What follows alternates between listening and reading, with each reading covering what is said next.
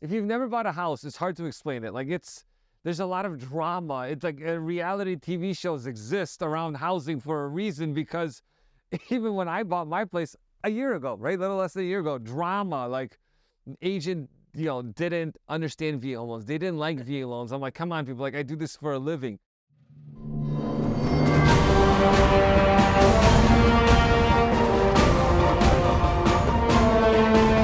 Welcome back to Leaders Recon.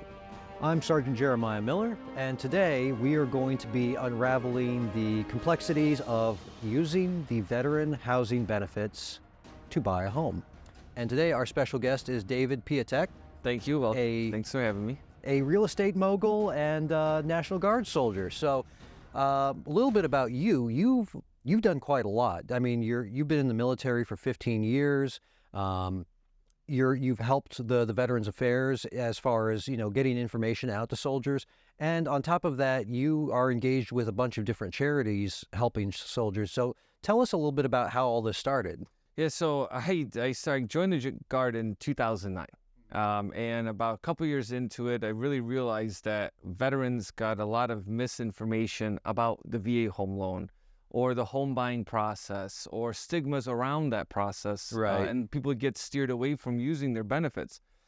So then I really just focused in on how do I help the people that I work with, at my unit. Right. And then we had more and more people reaching out from different veteran nonprofits that are looking to get their veterans educated on that process to get them into home ownership.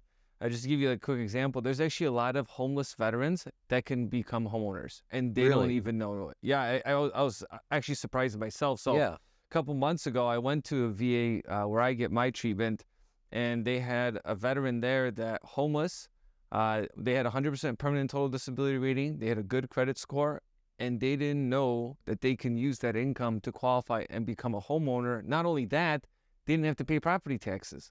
Really? So now think of, how much that opens up for a veteran to be able to call a place home, right? And National Guard members also face different challenges than active duty because, hey, you're on a drilling status, you're not PCSing necessarily, and then how do you leverage those benefits, and how do they change over time so you can leverage them? Right.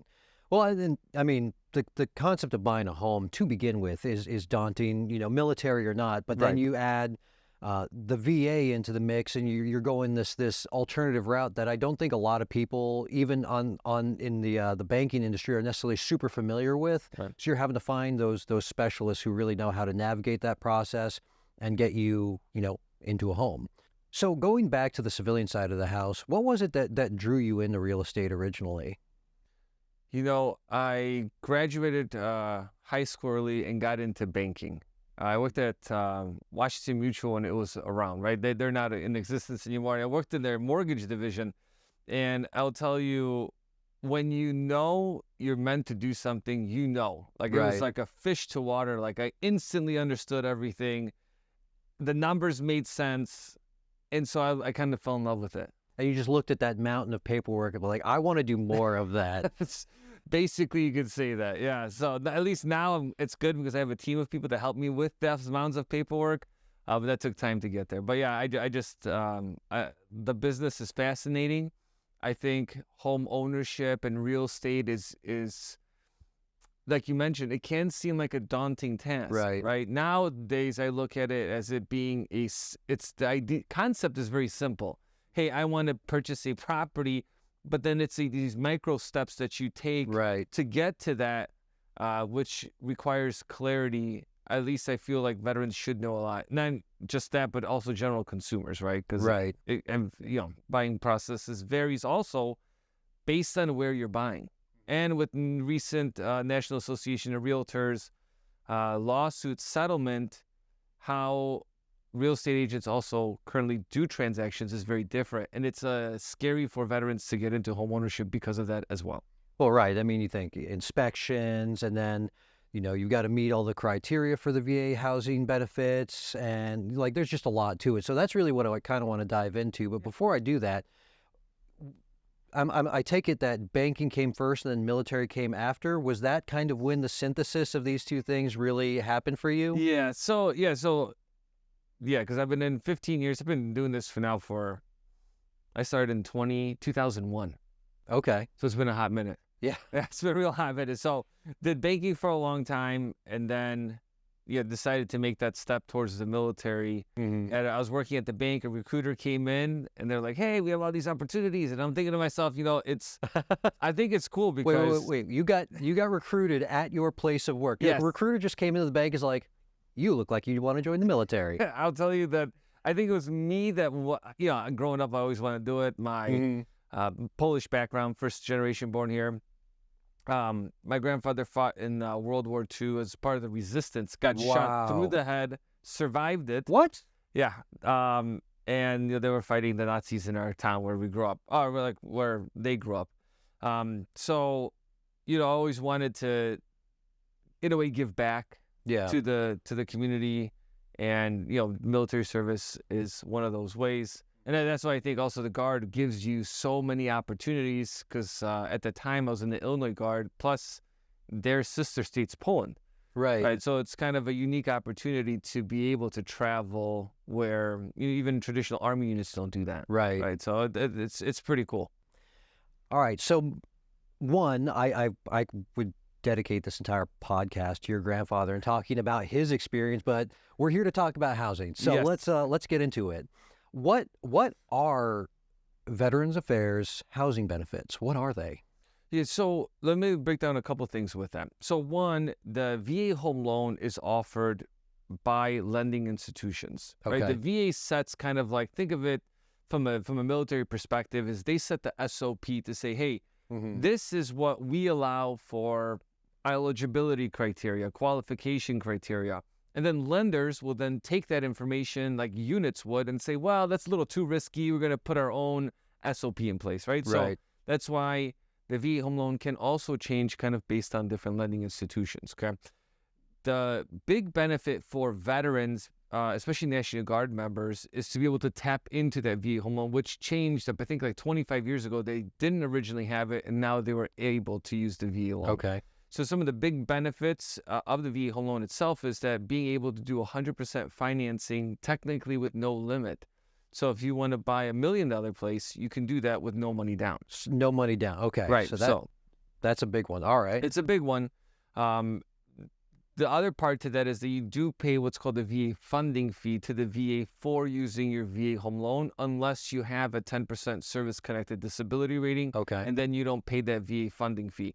And that fee does change based on if you are using the VA loan for the first time with no money down. Okay. Or subsequent use, meaning using the VA loan more than once, which technically there isn't a limit on how many times you can use the VA loan. Sure. And there's also technically no limit on how many you can have. Simultaneously? Simultaneously. Really? Yeah. So how does that play with, as I understand it, the VA home loan, you have to use it on your primary residence. Yes. So how is it that you can have multiple going simultaneously? So it's because you can turn a primary residence into an investment property. And you can keep your benefits. A lot of veterans think that you have to refinance out of it. That's not the case. Even if you refinance the house out of a VA loan, your benefits are tied to the address. So even though if you switch the loan, you don't restore your benefits. You could technically ask for like a once-in-a-lifetime restoration, which is where the confusion comes from, that a lot of veterans still think you can only use the VA loan once. Once-in-a-lifetime restoration, what do you mean by that? So let's say you have a VA home loan right now, right? And you paid off that mortgage completely. Okay. Well, your VA loan is still tied into that property at its original entitlement amount. So if you bought a house for $300,000, you have $300,000 of entitlement locked in. No matter if the balance is $50,000 or zero, it's locked into the property. So the only time that you'd be able to restore your full benefits because you've paid off the VA home loan is by either doing a once-in-a-lifetime restoration, which is a true once-in-a-lifetime restoration. Like remodeling the house? No, so if a house is paid off, you get a VA loan on it. If the house is paid off with a VA loan. So what do you mean by restoration? Like you restore the loan, you basically just take out the equity, or you'd basically, if you pay off the mortgage, the zero balance on the VA loan, once in a lifetime restoration. Now you can go buy another property and have your full entitlement. That's what that means. Okay, I see. The downside to that is that if you do that, then after that second VA home loan you get, now you have to sell both in order to get a third one. Gotcha. Okay, so there's technicalities to that, but most of the time we don't run into that. That's a very small percentage of people, very small. But that's where the confusion comes in that, I can only use the VA loan once. Right. Because that still comes up today, doing presentations and working with different organizations, that veterans are like, well, I'm saving my loan because I can only use it once, or like I already used it, so I can't use it anymore. Okay, so the first time you use it, you pay the funding fee. Second time you use it, the funding fee is still there, but it's doubled or it's increased? It increases if you don't put a down payment. Gotcha. And so that's why a lot of times people, we'll ask, like, do you want to do a down payment on your VA loan? And they're like, well, why would I do that? Well, in certain cases, it makes sense. In others, it doesn't. Think of it like the DC area. Right. Housing is very expensive. Yes. So it's no joke. A single family home is $1 million. Right. So if you look at the VA funding fee, and let's say you put zero money down, you've used the VA loan before, the VA funding fee is 3.3% on subsequent use, no money down. So you're talking about $33,000 in fees that you would pay to the VA that gets rolled into your mortgage. Right. Okay. The other part is if you put, let's say, a 10% down payment, it drops from 3.3% to 1.25%. Okay, so that's significant. Significant change. And that's with only 10% down, not your standard 20%, which you tend to see. Like a conventional loan, where you have that. Right. So, and that's the thing, like, a lot of veterans get steered away from using VA home loans into FHA loans because people promise them, like, hey, it's easier. It's not, right? An FHA loan, what is that? It's like a Federal Housing Administration or Authority. I'm not sure which one it is. But it's just another government product that's offered to consumers, right? So anyone can get FHA loans or conventional loans, right?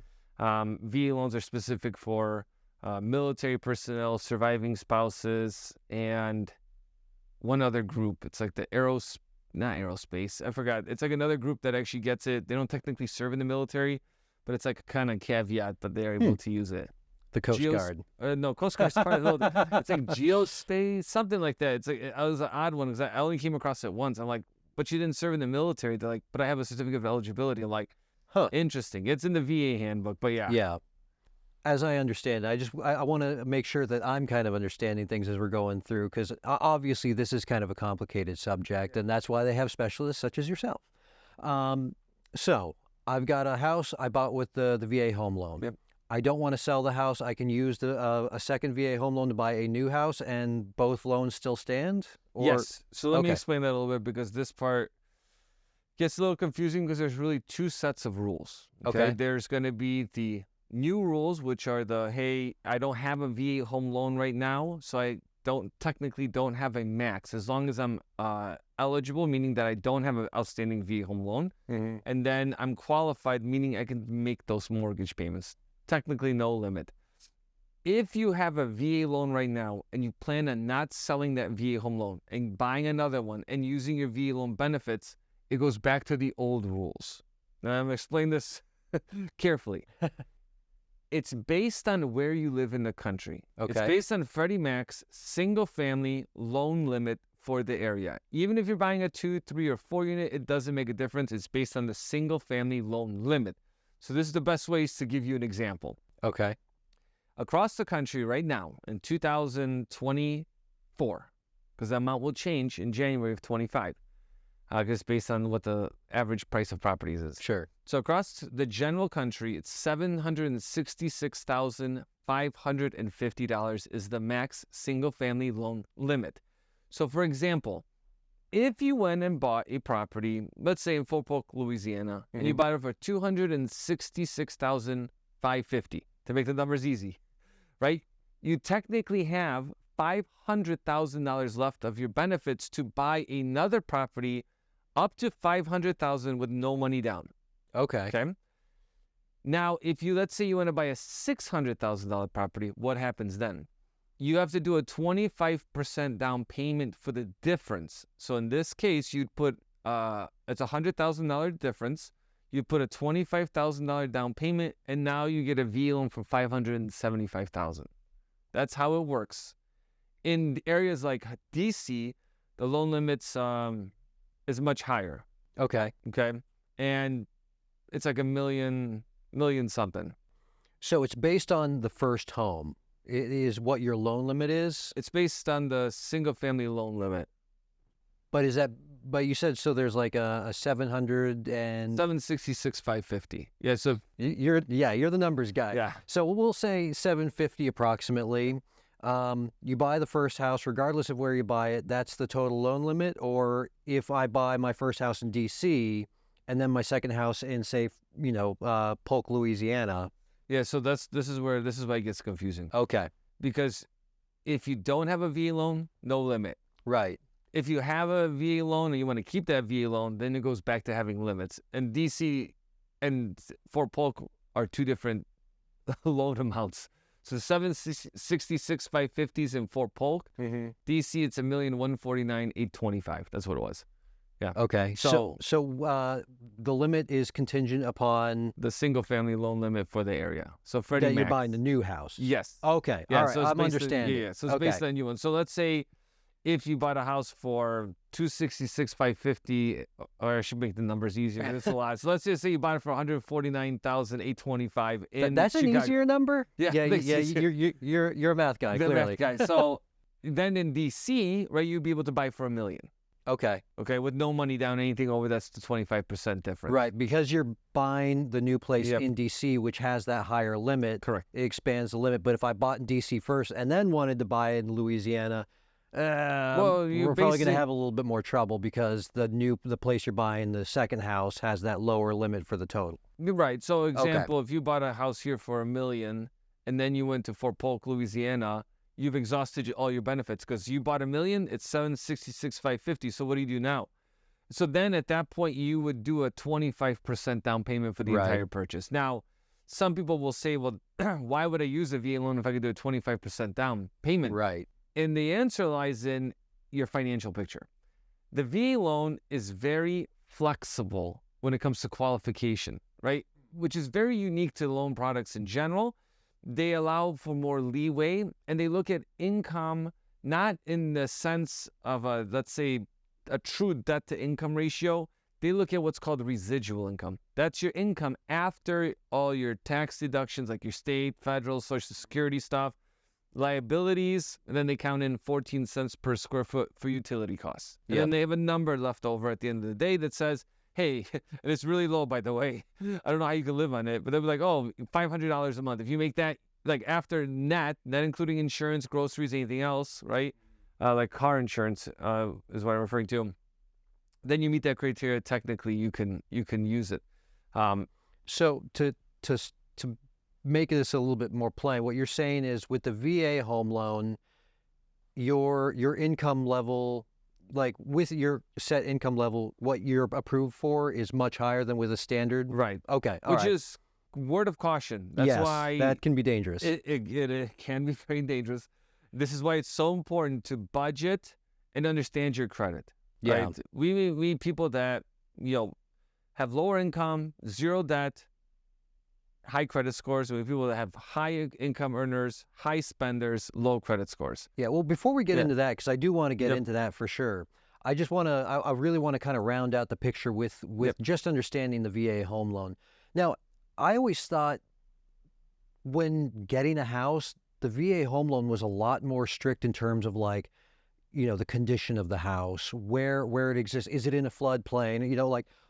Is the VA home loan a little bit more restrictive in that sense than like a traditional or conventional home loan, or no? Is that like a myth? This is a great question. We could spend like 4 hours on this.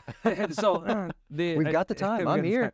So let's break down the appraisal process, because this is by far the number one reason, at least I believe doing this across the country, is that why veterans offers don't get accepted when they make offers. It's the misconception around the appraisal process. So there's a couple things that happen. The VA has its VA handbook. In that VA handbook, that's kind of like the Bible, you can say, for lenders to be able to lend on, right? All the rules and regulations are in there. in there, they have what's called the minimum property requirements. Right? Okay. So the property needs to meet certain standards because if you think about it, you're getting 100% financing. Sure. They want to ensure that in the event something happens to the home or you not paying, they can resell it and there's minimal impact. So the number one thing is going to be that people have misconceptions on is going to be the repair requirements for a VA home loan for the appraisal process. So you can't be buying a house that's falling apart then. This is where there's a lot of gray area in this, right? People think like I have to buy a property that's in perfect condition, needs to be brand new. No, you don't. I bought a home little less than a year ago, and I'm like, I don't know about this. I don't know. This is kind of worrying me, but it passed with flying colors. I had a buddy of mine buy a place here in Virginia. I'm like, dude, this is never passing. Like, never. We might as well just call it, cancel the contract. I'm like, you might as well cancel the contract. He's probably going to watch this because he's going to laugh. But it passed with no problems, right? And then you have other homes where we were like, man, this is going to be a slam dunk. And I'm like, how did they catch this one little blip area? And so it's based on the appraiser. Okay. So that's one thing. So it's a little bit subjective then. It is definitely subjective on that. But this is kind of the key to that. One is that if it's not a safety issue, which normally safety issues would be like missing handrails. Right. They still do require that. Peeling paint. That's like really the two, I'd say doesn't happen often, but most common doesn't happen often things that come up on an appraisal. So they'll really turn down a house for peeling paint. They don't. So this is the thing. This is what a lot of people think. Like they'll turn it down. And so, and then they'll be like, oh, well, sellers have to do all this work, right? And so again, veterans get at a disadvantage. So the other year, the VA, I think it was maybe this year or last year, the VA came out and said, listen, guys, veterans can do the repairs themselves after they close. So let's make it more competitive for them. The requirement is that, let's say I'm buying a house and there's these peeling paint, but if the house is built after 1968, when the Lead Paint Act happened, you can ask for a waiver. I'm going to cover that in a second. Because there's a lot of these small nuances that opens up home ownership for veterans that they just don't realize. So, yeah, so when you break that piece down, like it's a lot more manageable on that. But then when it comes to, let's say, asking for, I didn't cover how you actually do it. So when, let's say the appraisal comes back and then there's a repair item listed, and let's just say it's the peeling paint that's on there. Sure. And the house was built before 1968. And I'm not an attorney on this, right? We're doing this as a lot from how we see it. Is that if it's truly not a safety issue, which again, the VA can come back and say, like, this is a true safety issue, but I'm just using this as a general example. For educational purposes only.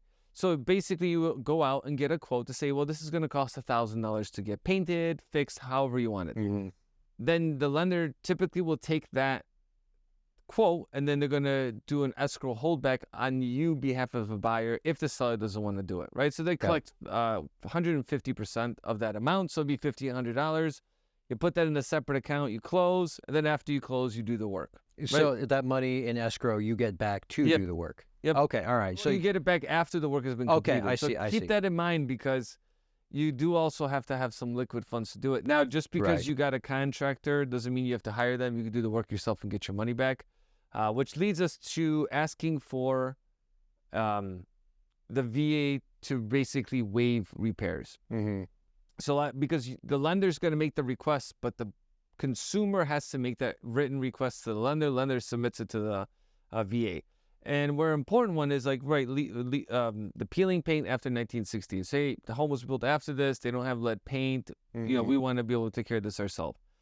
Sometimes you'll have dilapidated buildings. You may have a dilapidated barn. You may have a dilapidated shed or a garage. You can actually ask them to omit that structure from the appraisal so they don't count it and you don't have to fix it. Now, note, if that brought value to the property, you would lose that value from omitting it. But most of the time, if something's dilapidated, it's not going to add much value.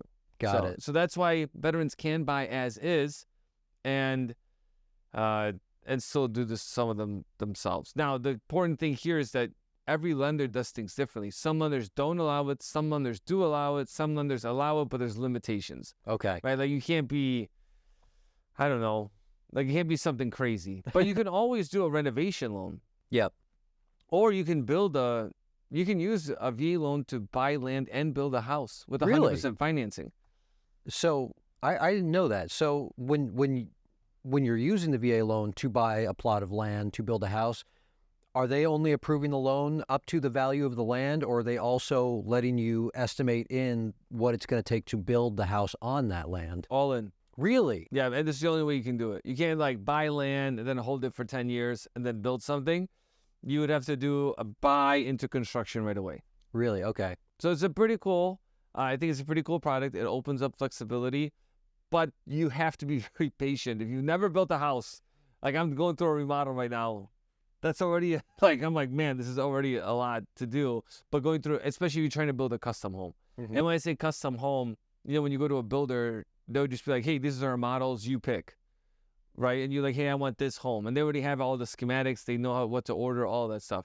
Custom home is like, hey, I want to design my own property and with my own floor plans and all that stuff, which remember, that is time consuming and expensive. Now, asking for a friend. Yes. Does that kind of loan require that you go to a contracting company to build the house? Or if you are a young, enterprising individual who wants to take this on as a personal project, what are the limitations there? So this is the other caveat, is that you would have to hire a contractor to do it. Mm-hmm. And I asked because I bought land also in 21, and I also had the same things. I'm like, hey, I want to build this myself. Like, why can't I do it? And they're just like, we're not going to allow that. You would have to go. You can get loans to build yourself. You can. Really? You can, for sure. It's just not going to be under the VA It's just umbrella. not going to be under the VA, and you're typically looking at a 20 to 25% down payment on those. So, But they factor in land. So if you already own the land, or like, this is what I tell people.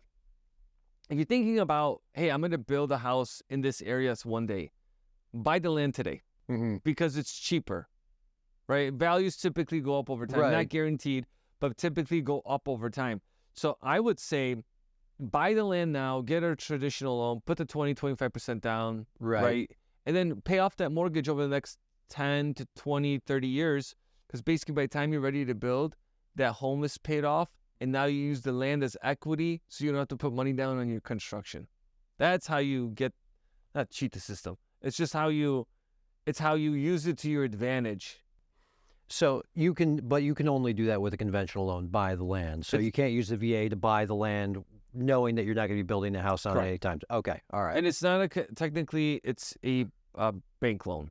So I think we've got a decent understanding about the VA home loan, what it can do, what it can't do. We've hit on the funding fee, some of the limitations, as well as some of the benefits. Now, let's get down to eligibility. Who can actually leverage the VA home loan? This is a great question that has a lot of confusion around it. So being eligible for the VA home loan for a traditional guardsman is going to be it's going to be 6 years, right? That providing you drilled your 1 week in a month to your 2-week AT, and after 6 years you are now eligible to use the VA home loan. And that's even with no deployment. That's even with no deployments, and Okay. that's the great part about that. And I'm going to talk about challenges too, because especially for National Guard members, if you miss an AT or you miss drill and you don't have enough points, you're not eligible for the VA loan. So if you do all 6 years and you don't have enough points, you don't get the VA loan. So is it based on points or is it based on years, consecutive years? Oh, really? So it's got to be 6 consecutive years that Or hit... 6 years of being in the Guard. Okay. And IIR does not count. Okay? Okay. So you have to 6 active drilling years. I make it a point because we have a lot of soldiers that think they're eligible for a VA loan and they're not, unfortunately. Gotcha. Okay. The other way this works is that if you were prior service and you did 24 months of active duty and then you came off those orders, you're eligible for your VA loan already. You superseded. If you served 1 day in the military on active duty and you were medically discharged, you have your VA home loan also, right? So 1 day medically discharged, you get an actual medical discharge, because sometimes people will get different types of discharge because they don't want to do the medical retirement part. So you just have to be careful with that. Then you have your VA home loan. Now, what if you've got a traditional guardsman who gets 2 deployments in the span of 4 years? So they've got a total of 24 months of active federal service between those two deployments, does that person qualify for the VA home loan? This is where it gets even. I got something better for you. Okay. If I just joined and went through basic training, whatever training you did, right? Let's say you did 6 months. You came back for 2 months, and then your unit deployed. Okay. If you have 90 or more days on Title 10 orders, you already can use the VA loan. Oh, wow. Okay. Yep. That's very nice. That is very nice, yes. And unlike active duty, which requires, this is like a side note too, requires a honorable or general discharge from the National Guard, you need an honorable discharge. Okay. You can't have it other than honorable or however they have it. Unless it's a medical. Unless it's medical, then Right. yeah, you can do it. So thank you for clarifying on that. And then in 21, the VA came out with a National Guard expanded benefits program.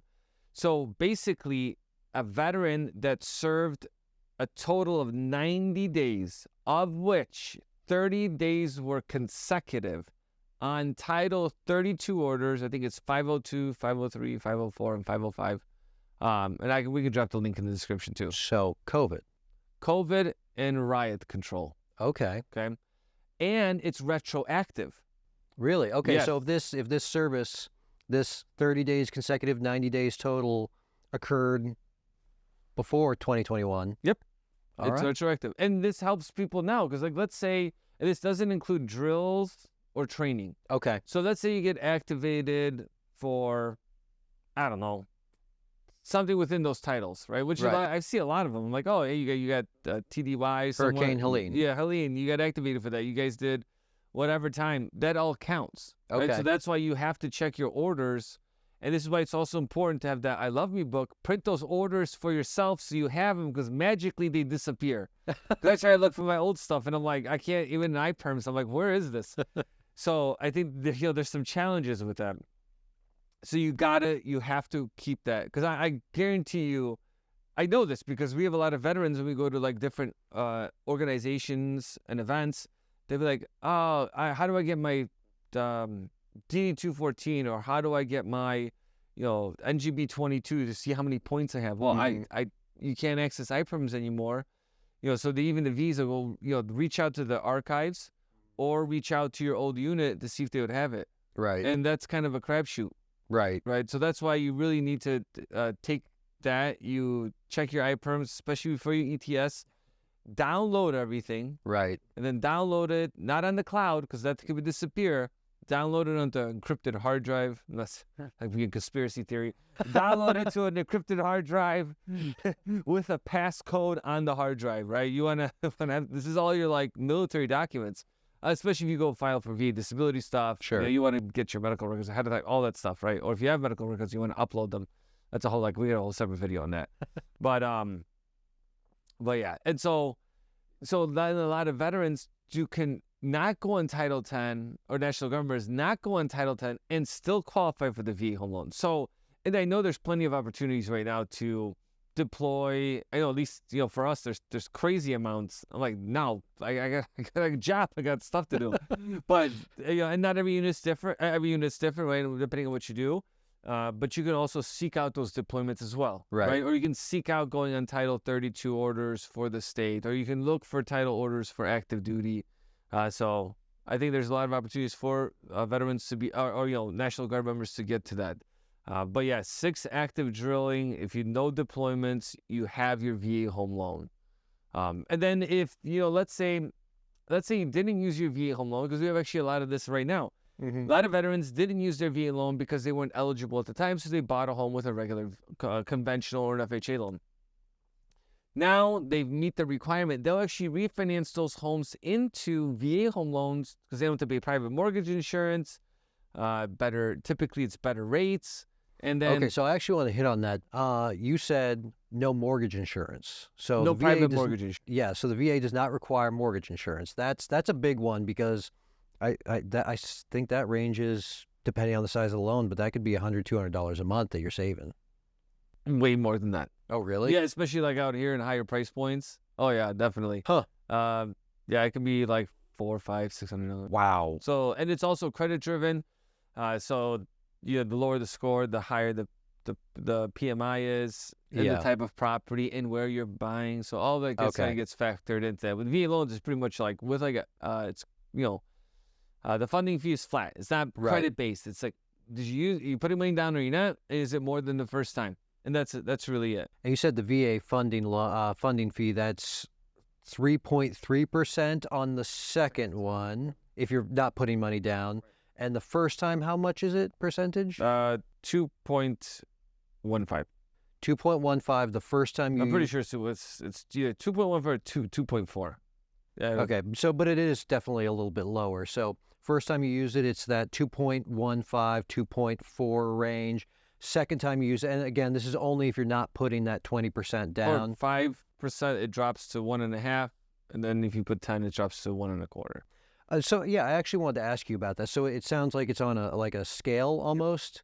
Now is it 5% hard, 10% hard, or is it kind of like a curve? No, it just goes zero money down between 0 and 5.1 or 4.9% down. You get the full amount. Okay. You hit the 5, you get the discount. Got it. Okay, so it's tiered. It's not gradated. Okay. And the funding fee also is different based on what you do with the VA loan also. I'll give you an example of that. If you have a VA home loan and you want to do what's called an interest rate reduction refinance loan, that only applies when you have a VA loan and you want to refinance it for a lower interest rate, then you get charged a 0.5% funding fee. Okay, so if I bought a house during the height of the interest rate hikes, I've got a 7% mortgage, and let's say the interest drops again to that 2-3 range. I wish. Yeah, no kidding, right? But if it does, you can refinance it. Okay. A couple criteria to that. You have to have 36. The interest rate needs to be a 0.5% lower, and you need to recover your closing costs within 36 months. Meaning, let's say I saved $100 on my monthly payment. Closing costs depending on the closing costs, not all closing costs are included in this figure. Basically, $3,600 closing costs can't be more than $3,600. Okay. Right? Which is like hard costs, not like soft costs like title, escrows. Oh, the title's included. I'm sorry. Transfer taxes, and if you have to pay, reset up your escrows, that's normally not included in there. Okay. Okay. So And that's the only time, by the way, because this is important, this is the only time you can do a refinance on a second home or investment property is with an interest rate reduction refinance loan, which typically is going to have the same rate as a primary. It's huge. Typically, people will, when they refinance, they'll go out and just get a conventional refi. But if it's for let's say I'm looking to, put on an addition, so I'm looking to pull some money out of my equity. But if it's just for the purposes of dropping the interest, then you could still do it under the VA umbrella. Right, you're doing it under the VA. Now, remember, you can do renovation loans. Now, this is the challenge I think veterans face too, is that, let's say you bought where the market was really low, where interest rates were low, or you refinanced during that time. It's hard for people to say, well, how do I access equity in my property if I have a really low interest rate on my first and I need $50,000? What do I do? Right. So typically, I don't recommend doing a cash out refinance because you can do that. Now, back to that VA funding fee, no matter how much equity you have on a cash out refinance, you are paying 3.3%, no matter what. If you have 50% equity, you're still paying 3%. It's just how the program works. So I typically tell people is that I think the best route to go is getting a home equity line of credit, also known as a HELOC, or getting a HE loan, which is basically a fixed second mortgage, right? So if you know, hey, I need a fixed amount to add a garage or this, people are comfortable with having a fixed rate versus a variable rate, which is a home equity line of credit. Yeah. So the line of credit, variable, low, like that kind of second mortgage. Yep. It's like a checkbook. You can write as much as you need, but then you pay off as you go. Right. Yeah. Pros and cons to each one. So I feel like we've covered the VA home loan pretty comprehensively, but I want to kind of hit the bullet points. Yep. So a VA home loan, we know what the eligibility is. It's 6 years of service, M-Day, hitting all of the marks, not missing out on points, or 90 days of consecutive deployment time. Title 10. Title 10. Or 90 days of Title 32 with a portion of that being 30 days consecutive of Title 32 to get eligibility to use Including training. excluding training, right? And then the benefits of a VA home loan, the value or the dollar amount that you can borrow tends to be higher than a conventional loan. Doesn't require a down payment, but if you don't pay the down payment, you're paying that funding fee, which is again 2.15 to 2.4% the first time, or if it's the second time you're using the VA and you're not putting anything down, 3.3. Unless you have a 10% or greater service connected disability, then you don't pay that. And then you also don't require private mortgage insurance. The downside of a VA home loan, maybe there is a little bit more scrutiny that gets put into the house, like appraisal. Yeah, I definitely that is true because they have the minimum property requirements, where a conventional loan may not necessarily. So yeah, that's kind of a fuzzy one, but maybe we could bump that into like an iffy downside category. I would say I haven't seen it where it's like, oh, the properties come back and like this is just not doable. Like I haven't seen that. Okay, so helping like thousands of people. So that's more of like a myth thing then. Yeah, I would say it's more. Unless you come into a house where you're like, this is 200%. Like windows are like this is just the property is dilapidated, right? Yeah. Think of it, if it's not like move-in ready, just because it's outdated, it doesn't mean anything. Right.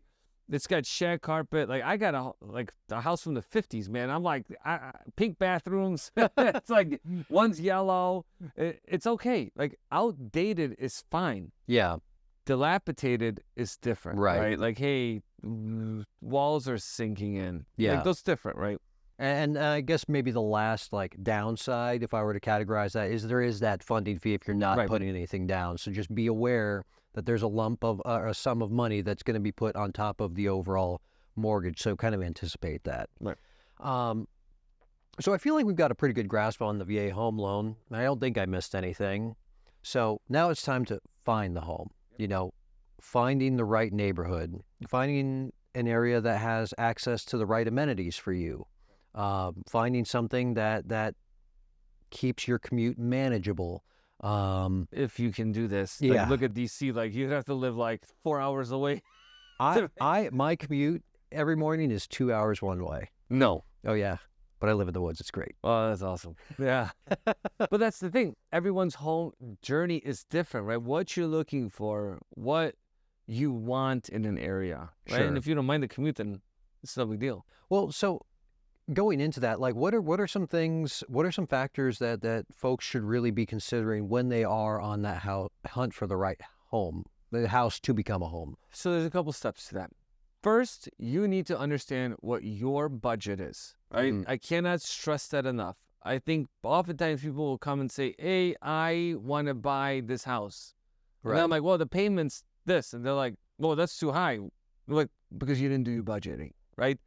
You want to know and understand how much you can actually spend on a monthly basis. And yes, a lender can tell you, but they don't know how much money you're spending on food and, car insurance and things like that. They're just looking at your credit score, your income, and they're just kind of going based off that. Right. So you have to kind of understand your living or your life cycle or your spending style, should I say? Yeah. That you need to manage first. The second part's going to be, once you've determined, hey, this is what we're comfortable paying on a monthly basis, then you reach out to a loan officer that can walk you through the pre-qualification process to make sure that you can afford what you're looking to get. Mm-hmm. And then at that point, once you determine, like, this is something that's doable, I have my certificate of eligibility with a COE, that determines that you're eligible for the VA home loan. Now the loan officer, that's not your realtor. The person, the loan officer is the one who's actually kind of determining how much. Financial piece, right? Okay, yep. And so that's what you go to first, because you don't want to go and start looking at places if you can't afford it. It makes no sense, right? You always want to know your left and right limit when it comes to the mortgage payment, because housing, price sometimes may not make a big impact. You may say, well, I looked in this area and I bought a house for $500. This area is $450. but the 450 house has higher taxes than the 500, so the 450 is more expensive. Or might be in the flood zone. Now you have that insurance. So this is why you want to know your left and right limit on how much you can afford on a monthly basis. So it's not, and that's right. It's not just the mortgage, it's property it's property tax. Homeowners insurance. Homeowners insurance, right. Flood insurance. What if it's an HOA? Right? All those things. Because people are like, well, I'm going to buy a condo and I'm not going a penny over $300,000. But I can show you places that are $100,000 that have higher payments than $300,000. Right. Because HOA dues are so high. Right. And as a side note, I know we didn't talk about this on the last one, but you can buy any condo that you want with a VA loan with a VA waiver. So a lot of veterans get widely steered away from using their VA loans to buy condos. It is, to me, personally, we do them all the time. It is easy. Okay. It doesn't take that long. And any ones that get denied, you can ask for a waiver. Now, should you ask for a waiver? That's really up to you. Right. But that's just kind of like a side note on that piece. But it factors into the overall financial. Once you determine, like, yes, I have my pre-qualification, pre-approval, whatever you get. I know my budget. I'm qualified, and at that point, then you start looking at real estate. It's important to note that veterans and consumers in general do not need to use realtors to buy houses. Right? You can do it on your own. As you know, or maybe the audience doesn't know, is that the National Association of Realtors went through a lawsuit not too long ago. They lost, and basically they changed the way real estate has worked. Well, I definitely want to hit on that, but I want to go back to something. The financial officers, like the financial piece. I'm assuming you're before you even get to that point, you're trying to figure out, like, you've already figured out which financial institution you're going to, because you want to figure out how much somebody's willing to lend you. So when it comes to figuring out who you should be getting your mortgage through, is there like best practices or things that individuals should consider when they are selecting the institution through which they're going to finance? That's a good question. So I'll tell you this because I do a lot of podcasts and I do a lot of live events. And I always have veterans say that they said that they were an expert, but they definitely weren't an expert. Okay. You have to do research first, online, review the lending institution. There's a lot of companies out there. I'll tell you this. If you're getting marketed to, someone's paying for that. Right. And that's you. Right? If you're reaching out, you're basically paying for that marketing. That's why typically VA home loans have some of the highest closing costs. Dave Ramsey did one video, like a couple of years ago, he's like, I hate VA home loans. And I'm like, why? Oh, because, no money down, you have the VA funding fee, and the cost of VA home loans is very high. Right. And that is true. I see this when I look at these estimates and stuff, I'll typically see closing costs much higher. But that's because you may be going to a boutique institution that's targeting a specific demographic. It's kind of like car lots outside of military bases. Right. Think of it that way. Right. You're paying more in general, right? And I've seen people wipe out their entire savings when I looked at it, I'm like, you didn't have to do this, by the way. Yeah. You could have saved $8,000 and gotten a better rate. But they just don't know. Right. So hopefully stuff like this that we do, and I do like stuff on my channel, is like, how do we get more information out to veterans so they can do it? Just because you do it all the time doesn't mean you're good at it. Right? We know this from the military. Yeah. And there's nuances to VA home loans. Like I mentioned earlier, when you qualify, someone should be asking you, hey, what's about the average square foot of home you're looking at? You think to yourself, well, why is that even relevant for my VA home loan? Because it is, because they count 14 cents per square foot for your residual income. So if your numbers are tight and your lender's going to put in like 1,500 square feet and you're actually buying a 3,500 square foot house, you may have qualified for that price point at a 1,500 square foot home, but not a 3,500 square foot home.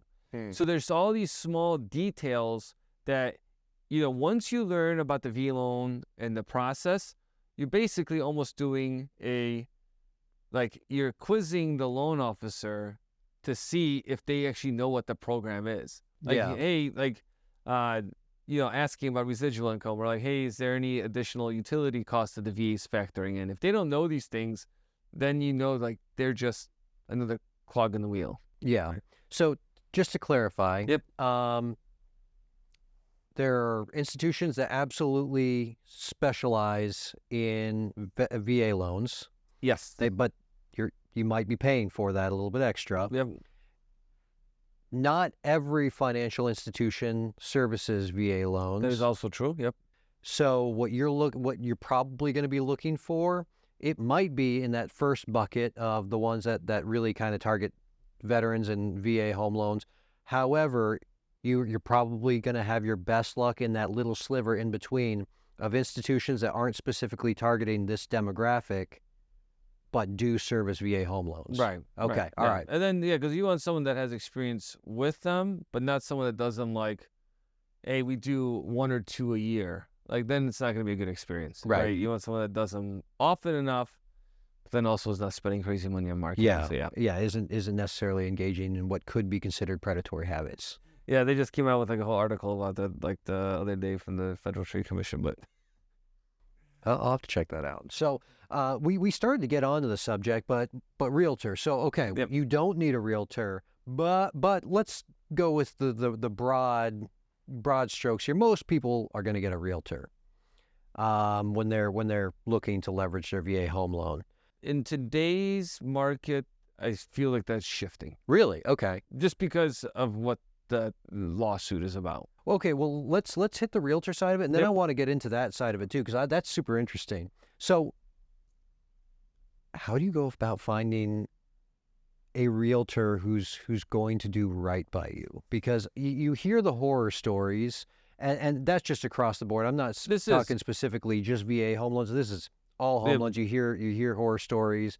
We got really lucky with ours, but not everybody has that same experience. And I'll be honest, when we kind of got our realtor almost assigned to us, and maybe that was just my perception, but how do you go about finding a realtor who's going to do right by you? What are things that you look for? What are some things that you avoid? How does one who's buying their first home, who's never done this before, maybe their parents don't have a lot of background in it either, aren't able to offer that kind of insight, what should they be looking for? So it's going to go back to the interview process, just like with a lender, Mhm. right? And everyone's personality is different. So that there's a matchup that needs to also happen. Like, hey, I really Right. like the person or not. And I've talked to a lot of different people again across the country. So some people are like, oh man, I don't know about this. So what you really, especially if you're using a VA home loan, Mhm. you have to find someone that is an advocate for using the VA home loan. Number one. And what do you mean by that? Because earlier when we talked about the VA loans get, I feel like they get not discriminated against, but like people put them on the wayside. Like, oh, well, we have other offers. The VA loan we don't want to do because it has a lot of challenges and issues Yeah. with it, right? And again, kind of going back to that, hey, big institutions, call centers, no communication, transactions go wrong. Right. And a lot of people have bad taste in their mouth because of that. So being an advocate is actually, they want you to use your benefits and they know how to present your offer to the listing agent.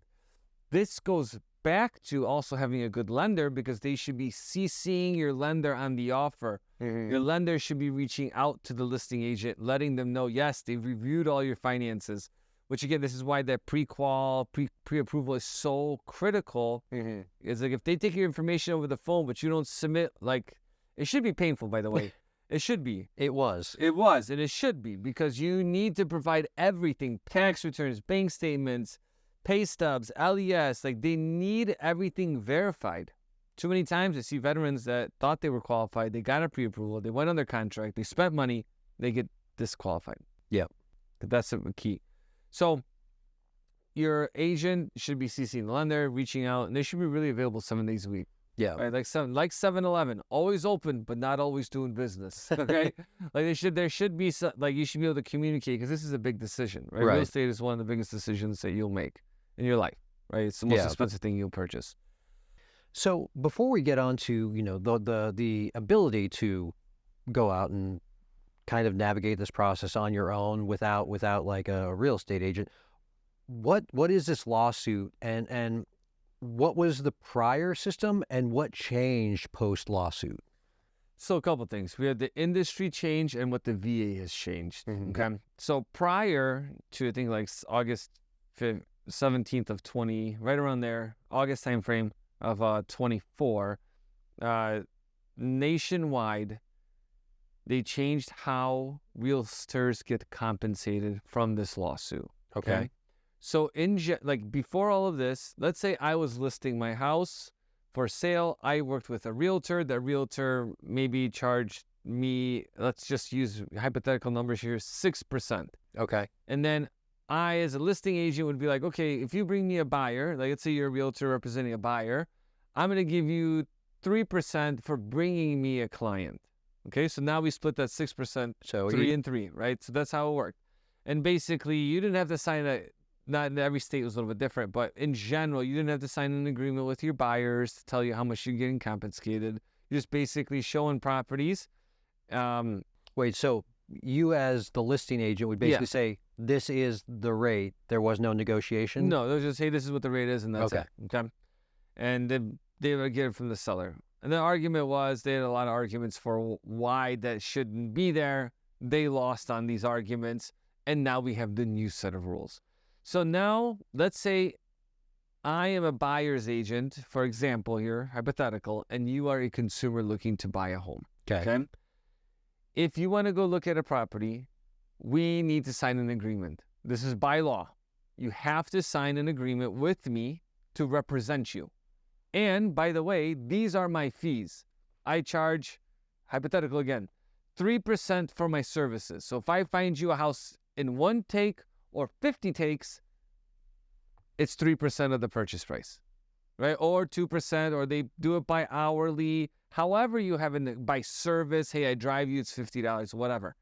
However you negotiate that, that's the thing. So let's just use this example. You and I, we first meet, we haven't even looked at a house. This is why the interview process is so important. Because if you get the wrong agent, you can sabotage yourself. And also getting referrals from people doesn't guarantee you're going to have a good time, because a lot of people refer people they don't like.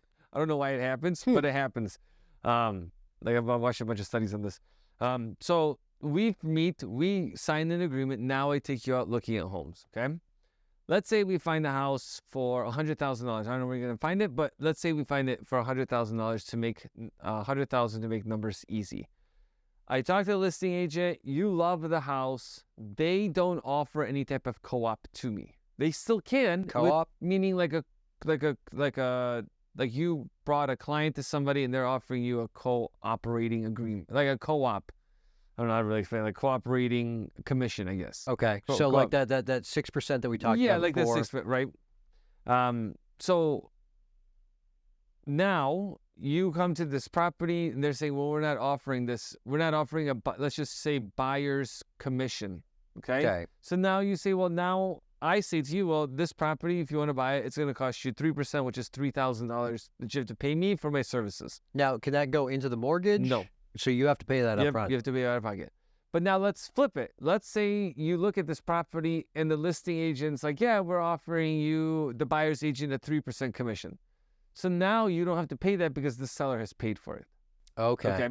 But let's say we do a hybrid of that, which we do see a lot of this, is let's say we negotiate 3%, but they offer 2.5%. That means you owe 0.5%. Okay. Currently, I see it in very, I don't see it where the home prices are like moderate. I see it more on like the higher end where people are like, well, we're not offering a commission to the buyer's agent. So it sounds like this change has put a little bit more of the onus onto the buyer and taken the entirety of it off of the seller. Well, the sellers pay their own commission to their listing agent. Right, but before it was 6%, let's say, and there was just kind of that as an example, because that was the whole part of the lawsuit, is that they basically said it was 6%, and it was like, But just assuming that that's the case, it was just assumed that the buyer always ate that cost. Now it's kind of a little bit between the buyer and the seller almost. Yeah, like they basically split it themselves. Okay. But I don't really see that in the masses happening. It just deters a lot of people from entering homeownership. right? That's like the number one thing. Well, I don't have the extra money to pay my agent to buy a home. The whole point of the lawsuit was to bring clarity, but it's caused It is confusing. confusion because if you don't have the money to pay, that means you can't look at homes that don't offer a co-op, meaning that you're getting steered to the whole point of it was to not steer clients, right? Yeah. So now also multiple listing services, they don't tell you what the co-op, if there is a buyer's, like I'm saying co-op, but it's a buyer's commission, right? Yep. So now a realtor has to call each individual place and ask them. Right. Right. So so basically going back to what you were saying before, that now a lot of people are kind of going into the market and they're being their own advocates when purchasing a house. That makes sense as to why they'd be doing that, especially if there is that greater than zero possibility that they're going to be eating the commissions fee for their real estate agent. Right. But that brings its own challenges, right? If you don't do something every day, it's really hard. Right. Right. And real estate is, I would say, it's an investment, but it's also like an emotional. Right. It's hard to explain. Well, it's if you've never bought a house, it's hard to explain it. Like there's a lot of drama. It's like reality TV shows exist around housing for a reason, because even when I bought my place a year ago, right, a little less than a year ago, drama, like agent, didn't understand VA loans. They didn't like VA loans. I'm like, come on, people, like I do this for a living. And wait, so you, as somebody who works in the space, also had problems. Like, it was mind blowing. The area I was buying, and like, well, we don't see too many VA loans. I'm like, there's a base right next door. There's a base right next door. They're just like, well, in that area, they don't see them often. So I explain it all and like explain that I do this for a living, that I'm doing this, so it's just going to be just fine, and it was fine. But still, there's just drama that happens in buying a house. So it's really emotional, and so and there's definitely I'm not saying that there's no value in an agent. There's definitely value in an agent, and especially anybody that's good. There's value in it, right? You can't go and get financing on your own with the VA. Technically, there's only one exception. That's if you do the Native American direct loan. Okay, that's the only loan the VA does. Because I just talked to them last week. But that's if you're buying on Indian reservation land, right? There's a whole separate criteria for that. That's different than a regular VA loan that they need. Otherwise, you're going to a lender. Right. But now, if you come on the real estate side of it, hey, I'm buying a house. What does that look like, right? So, in a way, consumers are limited to, like, you have to get your own contracts now, right? Or you can call a listing agent, you can set up an appointment, they'll show you the property. That's their job. Right. But then you have to kind of figure out, what do you think you should make an offer on? Right. What does the market around you look like? And I think that's also part of your concept of buying a home is, goes back to, what is my budget? What am I comfortable with? Right. I'm pre-approved for less than my budget, I may be doing something wrong, right? I'm pre-approved for a lot more than my budget. That's great. I'll put that in my back pocket, but I want to stick to a monthly payment. Then it's going to be your market. Does your market support your payment, right? And that's the challenge. And I do a lot of presentations on this, is that, especially if you're like in the Guard, let's say you're doing like a duty, like a stint here, let's say in Arlington, right? For a year or two. What do? Right? Do you roommate up, save money? Do you get your own place? It's expensive. Or do you look at buying? And here, it's more expensive to buy than rent. In other markets, it's more expensive to rent than buy. Okay? So you really have to look at that piece. And another dynamic is going to be how competitive a market is. So if a market is very competitive, you might have to put money down just to cover the gap between the appraisal and what the appraised value and purchase price that comes up. Yeah. Right? So you're thinking of all this kind of at the simultaneously. So really what it boils down to is buying isn't always necessarily the right option. No, definitely not. That shouldn't be a go-to, but you should be looking out for the factors that indicate, yes, if this is a move that you're going to make, buying is definitely in your best interest. So really it's about doing that research and understanding what your financial picture is, and then, going through this process, determining whether, getting a real estate agent is right for you Right. or not, and then, kind of going through the rest of the process. So for my Foxhole, I feel like we've hit this really well. Is there anything specific as it relates to the VA home loan that you'd like to hit that we haven't hit? So there's a lot of components with a VA home loan, right? What I tell people is do your research, because people will also say, well, I want interest rates to be 2.25 again. Yeah. Well, they can be actually, because you could assume VA loans. So you can assume someone else's VA loan, swap your entitlement, put your entitlement on there, take over their mortgage, and then they free theirs up. Really? It's called, yes, an assumable loan. But there's so many dynamics to that. What I tell you is do research online. Like for me, I do a ton of videos around just that. Like, hey, how does VA home loan work? What's a VA home loan assumption? What's a modular home versus a manufactured home? Can you use a VA loan? Can you use a VA loan to buy a farm? Is there an acreage restriction? There's so many different nuances within the VA home loan. You really need to do research based on what you're trying to do. Well, I want to hit on the assuming a loan real quickly, because I know that a question came to my head immediately. I know it's going to come to our audience's head, especially if they have a VA home loan. Mm-hmm. If you're assuming, let's say you're the seller, Mm-hmm. you're the one who bought the house, got a VA loan. Does the person who's assuming your VA loan also have to be qualified for a VA home loan? Yes and no. Okay. So anyone can assume a VA home loan as an investment property, as a second home, non-veteran, veteran. What happens to your benefits is the question. So if a veteran comes in and does a substitution of entitlement, meaning that I come in, I assume your property, right? I'm putting my benefits onto yours, freeing up your benefits to use them again. If it's a non-veteran or a veteran that doesn't want to use their benefits, then they lock your benefits into that property, so you get the remainder of it. Got you. Okay. So you get a lot more flexibility if it's a veteran coming in versus...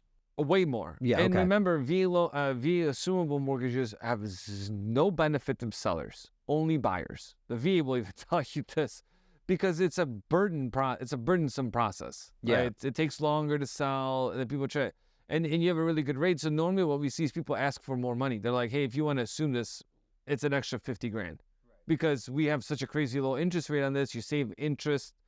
Definitely, you're going to save interest on the property. The one challenge you do have is that if a place is listed for, let's say, $600,000 and the current mortgage balance is $400,000, you have to put a $200,000 down payment. Oh, wow. To assume the loan. Yeah, because you have to buy it at current market price, Yeah. and then you have to assume the first. And you need to have enough entitlement of your own to take on the original entitlement of that property. So if you have an outstanding VA home loan, it can limit your chances of buying it. So again, but that's, you do research. Yeah, so we definitely opened up a can of worms there, but it is good to know, and it is something that, if our viewers weren't familiar with it, then now they know it exists, because it's hard to research something that you don't know even exists to begin with. So, assuming a VA loan, something to check out. Yeah. But anything else that we haven't hit on as far as it relates to VA home loans that you think is important to get across? I think we covered a lot. Yeah. You can also go to va.gov. You can just go to your search engine, type in va.gov VA home loan. It will take you right to the VA's website on VA home loans. I would say start there. You do some research on your own as well. That's going to kind of be the real key, and just make sure that you budget for home ownership, and that you're also saving money. I know we didn't talk about how much money you should save and what closing cost averages are. On average across the country, it's about 3%. Mm-hmm. Then the other part to that is that you still have cost of home ownership. I'm still buying tools. Right. It's expensive. The amount of stuff you need for a house is its own video. I did one not long ago. All these things that I've pressure washers, a chainsaw. I got the lawnmower. I got a blower, leaf blower, tools that I need. Well, not only that, and if you're getting electric things, then you have to buy into a brand. And if you're getting power Yes. tools, then, the batteries don't swap. So you got to go with brand X or brand Y because you're locked in at that. Yeah. Oh, yeah. Yes, that's me. I went personal. I went all gas because I'm like, I want it to be easy because otherwise you have to go with the brand piece. But that's what I'm saying. Like, there's a lot of things that, there's really three parts in the life cycle. And it's also important for viewers to understand why, even if you're not buying a house today, this is very relevant because you have soldiers that come to you, or you have battle buddies, or you go to your VFW or whatever. People will tell you, like, it happens to me all the time. Well, David, you can't do this because of this. I'm like, that's a misconception, right? So you have the pre-purchase or pre-home ownership, meaning that anytime right now, even if it's 20 years out, you should know how the program works because it's a benefit you've earned, and other people at some point will come to you and ask you. Everyone's talking about housing because it's expensive. Whatever's happening, housing's always relevant. Right. You have the, hey, I'm buying a house, do your research, budgeting, I need to understand everything. And then you have the post-purchase part, right? I bought a home, but now what? What if I'm a maintenance? But what if I want to be a first-time seller? Before you buy, you should already know what it's going to look like selling. Because again, this avoids you putting yourself in a position that could be damaging for you, right? Your credit, foreclosure, bankruptcy, any of that is a factor into this. Yeah. Well, and you kind of hit on something that I'm going to kind of blend into our last question for this, but you're right. It is important that even if you aren't planning on leveraging the VA home loan, knowing about it, especially if you are a leader in your organization, so that you can pass the information on to your soldiers, because again, that stewardship aspect of bringing up young soldiers and being able to impart tools to them is so important. So with that in mind, 15 years in the military, and we are a leader development-based podcast. So what is a piece of advice that you've gleaned from your 15 years that you would pass on to a young leader looking to develop themselves? Definitely take time outside the military to focus in on different skill sets that you think could make you a better soldier, right? And it could be a lot. The beauty about the National Guard is that your MOS could be whatever it is, but you can bring a lot of outside of experience to your unit to be able to either develop soldiers, to teach them different skill sets that they may have not.